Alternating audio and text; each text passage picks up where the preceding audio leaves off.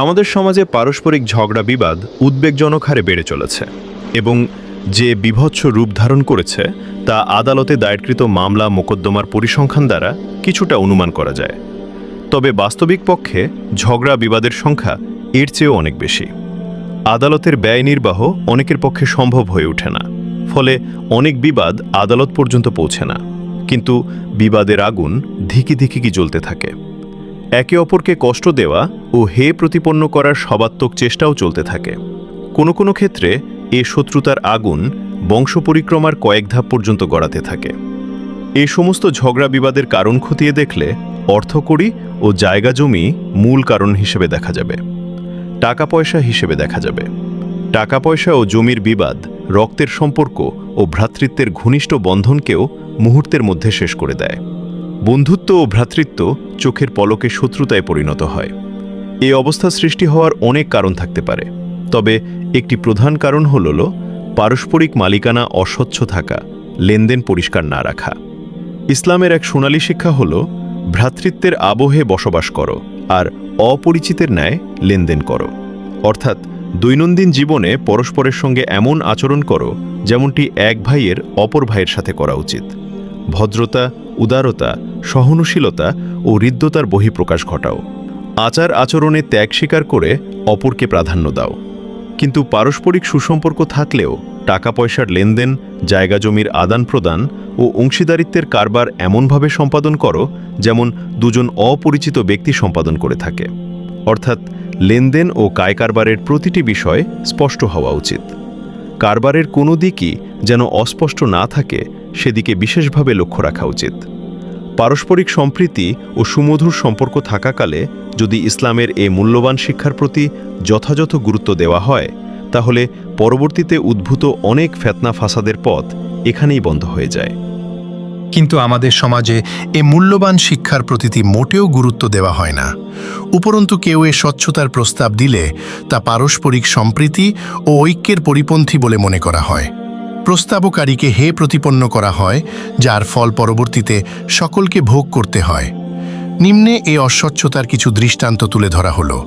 অনেক সময় দেখা যায় ভাই বেরাদার ও পিতা পুত্র মিলে যৌথভাবে ব্যবসা পরিচালনা করে, আর সাধারণত হিসাব নিকাশ ছাড়াই প্রত্যেকে নিজ প্রয়োজন অনুপাতে তা হতে ব্যয় করতে থাকে। ব্যবসা প্রতিষ্ঠানে কার কী অবস্থান তা স্পষ্ট করা হয় না। অংশীদারিত্বের ভিত্তিতে না বেতন ভিত্তিতে, নাকি সহযোগী হিসেবে। বেতন ভিত্তিতে হলে বেতন কত আর অংশীদারিত্বের ভিত্তিতে হলে তা কী পরিমাণে, সকল বিষয় অস্পষ্ট থাকে, কিছুই চূড়ান্ত করা হয় না। প্রত্যেকেই নিজ চাহিদা ও প্রয়োজন অনুযায়ী ব্যবসার অর্থ ব্যয় করতে থাকে।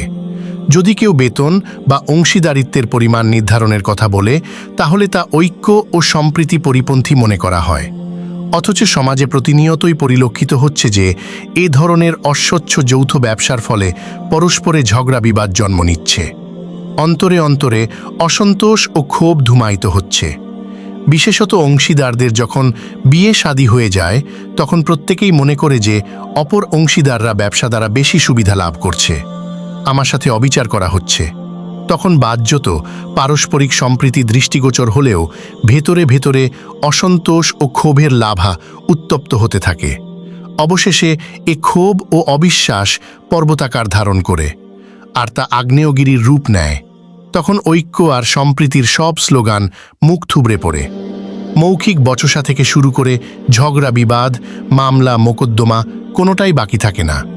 ভাইয়ে ভাইয়ে কথাবার্তা বন্ধ হয়ে একে অপরের চেহারা দেখতেও তখন রাজি থাকে না। যার নিয়ন্ত্রণে ব্যবসার যে পরিমাণ থাকে, সে নির্দ্বিধায় ওই পরিমাণের ভোগ দখল করতে থাকে। আদল ও ইনসাফ তখন নীরবে নিবৃতে কাঁদে। অধিকন্তু প্রত্যেকেই নিজ নিজ আসরে অপরের কুৎসা রটনায় মগ্ন থাকে। আর যেহেতু দীর্ঘকাল যাবৎ চলতে থাকা এ যৌথ কারবারের কোনো মূলনীতি নির্ধারিত ছিল না, সুষ্ঠু হিসাব নিকাশও ছিল না, তাই দ্বন্দ্ব সৃষ্টি হলে পারস্পরিক সমঝোতার বিষয়টিও অত্যন্ত জটিল হয়ে যায়।